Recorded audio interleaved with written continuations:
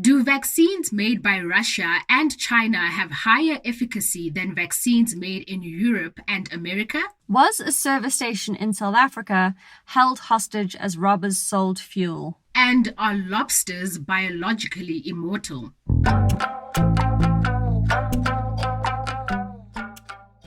Welcome to What's Crap on WhatsApp. We're the voice note show that investigates the crap shared in your WhatsApp groups. I'm Andisiweme from podcasting company Volume. And I'm Kate Wilkinson from Africa Check, the continent's leading fact-checking organization.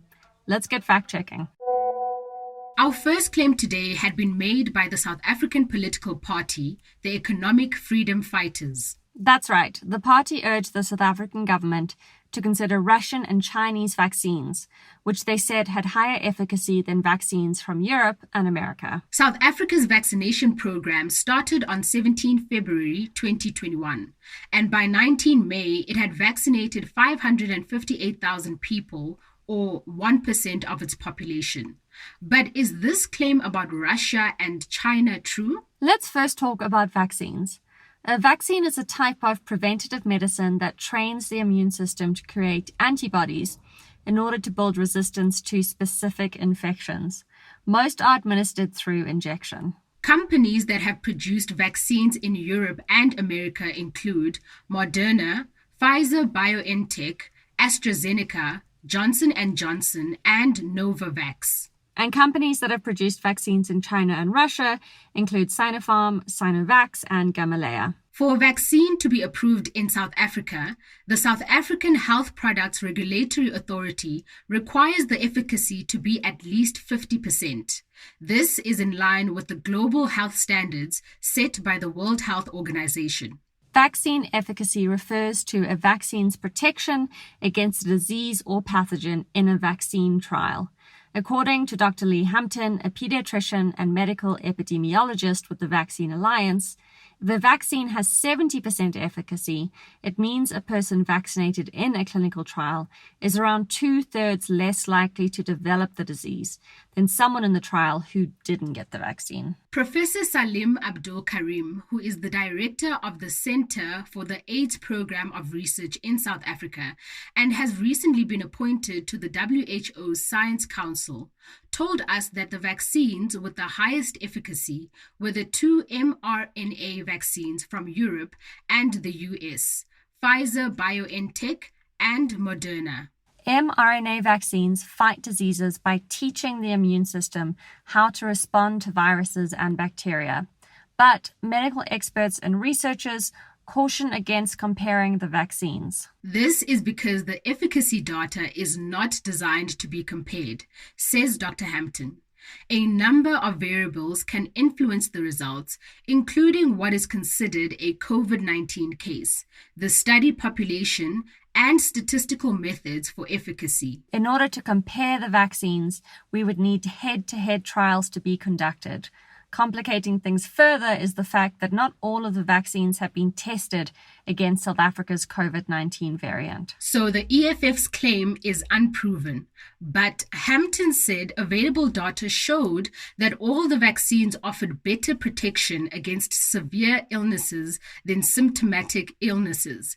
Given the risks of COVID, he said he would still advise patients to take vaccines with slightly lower efficacies. Next, we have a newspaper clipping that was posted on Facebook, and it reads, "Armed robbers tie up staff, sell fuel for 3 hours." The photo with the headline shows a petrol station with cars parked near the fuel dispensers, and it's captioned, "One of the service stations that was robbed." That's right, and it was posted with the comment, "Good evening, Africa. This only happens in South Africa." But is this true, Kate? Well, let's start with the fact that this didn't happen in South Africa. The first clue came from the help of some of the Facebook users who posted on it. They commented on the post, pointing out that a sign at the entrance to the station, partially covered by a laugh emoji added to the digital image, shows the price of diesel in dollars. Yeah, and in South Africa, fuel is sold in rands. A Google reverse image search of the photo led us to several news reports on the incident, with the same headline on Zimbabwe-based websites. According to the reports, the robbery took place in early March at the Amakosi service station on the Bulawayo-Victoria Falls Road near Bulawayo, a city in the southwest of Zimbabwe. One newspaper said that 2 fuel attendants and a security guard at Amakosi service station were confronted by the gang that demanded cash at gunpoint. And apparently they were then tied up with shoelaces before the criminals served motorists fuel and collected cash for about 3 hours. So the robbery was in Zimbabwe, not South Africa, and this story is crap. Last on our list for today is a claim that lobsters are considered to be biologically immortal. I'm sorry, what? So yeah, that's right. It says that the creatures don't age and they will never die unless they're killed. The photo in the graphic shows a creature that's commonly known as the red lobster. The Smithsonian Magazine says that this claim has been doing the rounds on social media for a while, but it isn't true. Lobsters can't live forever, but they do keep growing and growing until they die. But what does that even mean? So they have something called indeterminate growth, and that means that they don't reach a maximum size in their lifetime. They just continue to grow until they die of natural causes or they're killed. According to the Smithsonian, they molt or shred their hard exoskeleton or shell. In their first year, they do this an average of 44 times. And by the time a lobster is 7 years old, it molts once a year, and after that, once every 2 to 3 years, growing larger with each successive shedding of its exoskeleton. The record for the largest lobster captured was about 107 centimeters and just over 20 kilograms. It was caught off the coast of Nova Scotia, Canada in 1977.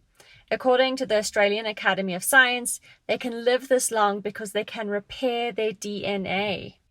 Lobsters produce enzymes in all of their cells throughout their adult lives, which allow them to maintain youthful DNA until they die.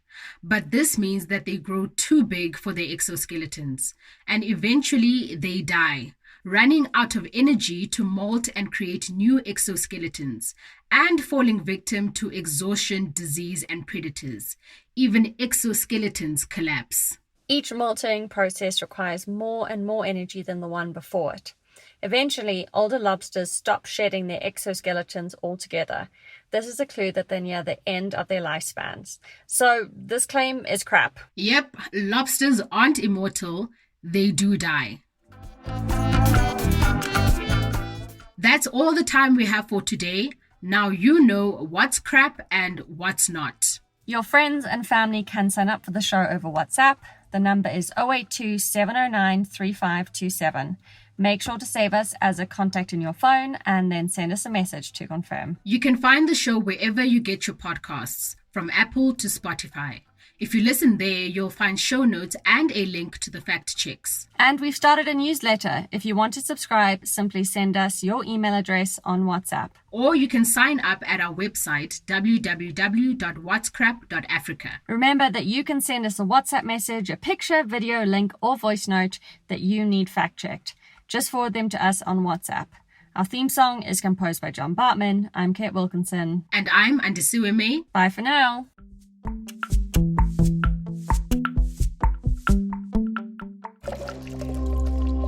Volume.